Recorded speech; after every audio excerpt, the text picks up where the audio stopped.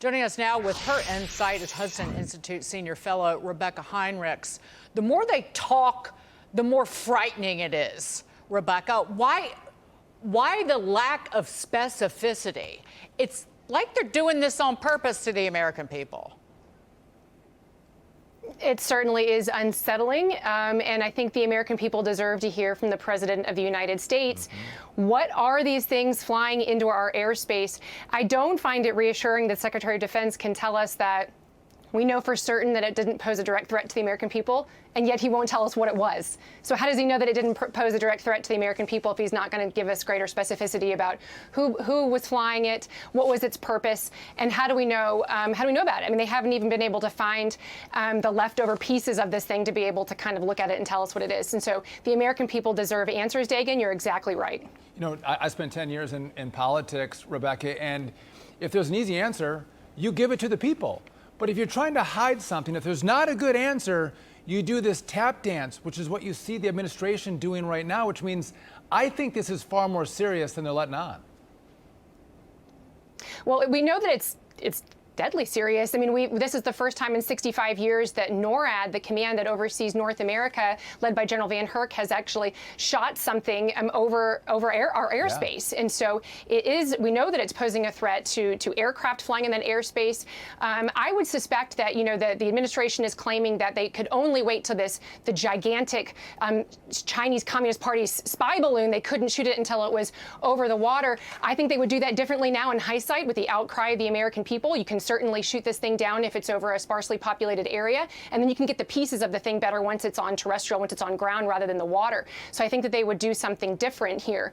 Clearly, I mean, this is serious. We have adversary aircraft that we know for sure inside the gates posing a threat to the American people. It's deadly serious, and the President of the United States, I believe, should address the nation. The three objects that were shot down over the weekend, and Jennifer Griffin reported that a senior U.S. defense official confirmed that a significant portion of the spy balloon has been recovered off the ocean floor off the coast of South Carolina, that it was lifted off the ocean floor intact. So this would be the base of what was the electronics that they were looking for. And the Wall Street Journal pointed out they suggested that this be on display and the American people see what was recovered in terms of the payload. Just put it out there. And they wrote last week, the real worry should be that the incident blows over without any consequences, and that China's war hawks conclude that such provocation is manageable. Right. So, I mean, they should definitely reassure the American people that we know what this is. They also have to counter the disinformation that's coming out of Beijing. Beijing is now claiming that the United States of America has flown similar aircraft over their airspace.